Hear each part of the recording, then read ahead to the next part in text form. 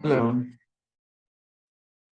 I will present you a talk about how astronomy helps primary teacher and secondary students understand the relativity principle. I start very quickly by a reminder of the three frames in astronomy. So we start with the natural terrestrial frames, where all objects turn around me in the sky. It's really the frame that I see when I am on Earth. I'm on Earth and I see all objects, included here Mercury and Mars, turning around me in the sky. And if I change and I look every day at the same stars, so at a specific moment every day when the stars are at the same position, this is a geocentric frame. And then you see only planets moving and the moon, of course, moving, and a very strange move by Mars at retrograde. And this frame can be observed also from above, meaning that if you look from above the solar system and you fix Earth and you fix the stars, then all the planets and the sun will turn around Earth. Of course, this cannot be observed, but this is the geocentric frame seen from above. Now the last most famous scientific frame is a heliocentric frame that cannot be observed either, because you cannot be on the sun and you can be above the solar system. There the sun is fixed, the stars are fixed, and then all objects turn around the sun. Now we have seen three different movements, for example, for Earth or for Mars, or the sun, and the relativity principle tells us that the movement does depend on the observer. The trajectory of an object does depend on the observer. The duration does not depend, because we are in classical mechanics here. And then the velocity does depend on the observer. So this is a relativity principle. It tells you that all referential frames are equivalent, just depend who is observing.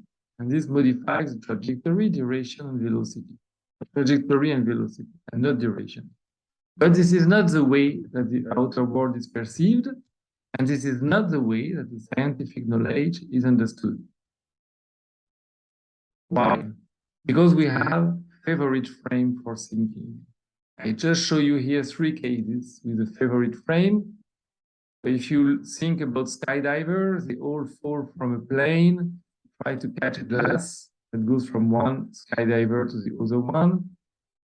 The other one is a question about Jupiter. What is the distance traveled by Jupiter, or what is the speed of Jupiter that is observed from Earth or from the Moon?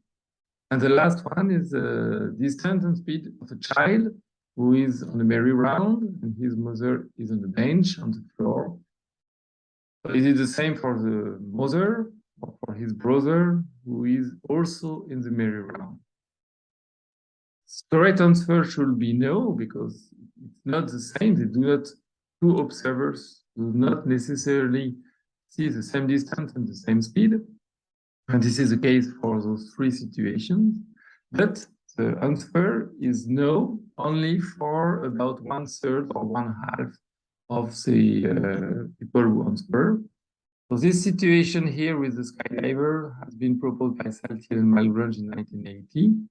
And those two, we proposed it in a work with 246 students of grade 10, about 15, 16 years old.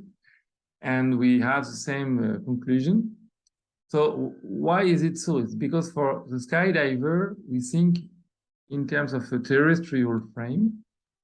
For the merry-round, it's also the terrestrial frame or our own body who is moving in the merry-round, but we cannot change the referential frame from terrestrial to merry-round, or from a skydiver who is falling and another skydiver.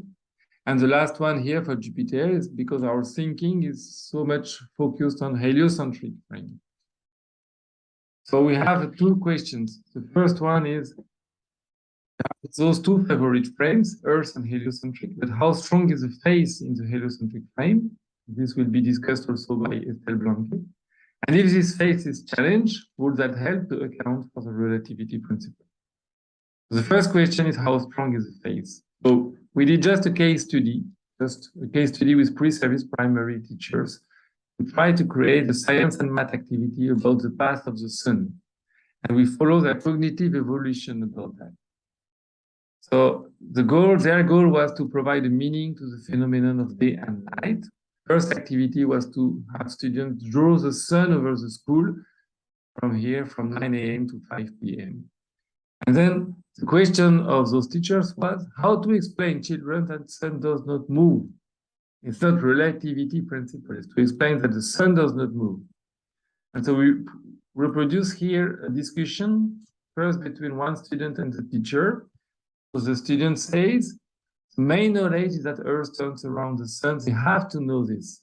And when the teacher asks, do you realize that the sun turns around the Earth on the drawing? She answered, it is an illusion. So she really wondered how to have students believe that the Earth is moving around itself or around the sun, but here around itself. And then later on, during an interview at the end of the year, so the student expressed that she was anxious to have the sun moving, because in the drawing the sun was moving. And then she was anxious that the students will believe that the sun turns around the Earth. And then the other teacher, who understood better, he said, yes, but it moves in the sky, and you see that on your drawing. But again, she said, I will use seasons now to prove that Earth is moving around the sun. And then suddenly she realized that when she made an experiment with a globe and a lamp, then it could be either Earth or the sun that was moving. And then she realized that it depends on the observer. But that was only at the end of the year. And at the end of the interview, the other teacher who gave this answer, this correct reply here, he said that we will use the heliocentric model to explain that it is more Earth that moves around the sun.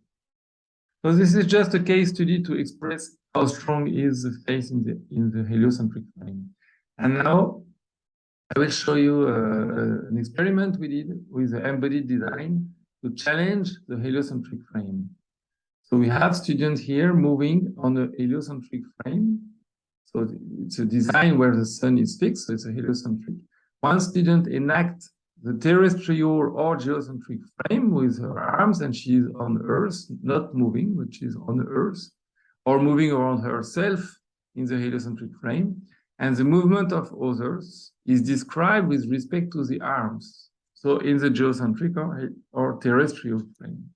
And the seated students draw what is described. Actually, the seated students are in the heliocentric frame, but they will draw what is observed from another frame. And this is the drawing that they got. So they have to admit that the trajectory depends on the observer. So here you see in terrestrial frame, Mars is moving, but Sun also is moving around the Earth. In geocentric frame, in 24 hours, nobody moves. But in 1 year, again, the Sun is moving around Earth. And Earth is fixed because you are in the terrestrial or geocentric frame. Although the student does move around itself or around the sun in the heliocentric frame. So this is a great surprise for the students to realize that sun moves around Earth and Earth does not move while they see Earth moving from their plane. But they see Earth not moving in the drawing. So does this challenge of the heliocentric frame make a difference? Yes, it does. And we have proved that the rate of correct answer is increasing after the session, and it keeps high even 1 year later. And we did that 2 years successively, one where we did it with a colleague, so with a researcher did the session, and the second year, the teacher led the session. So the design is really working well. So the conclusion is that astronomy is a case where you have a strong face in one referential frame due to science authority. And then through an embodied design, this face is challenged in the context of astronomy. But this creates a better and lasting understanding of the relativity principle in all the three situations I showed you at the beginning. So not only in astronomy. Astronomy really helped primary teacher and secondary students understand the relativity principle. Thank you.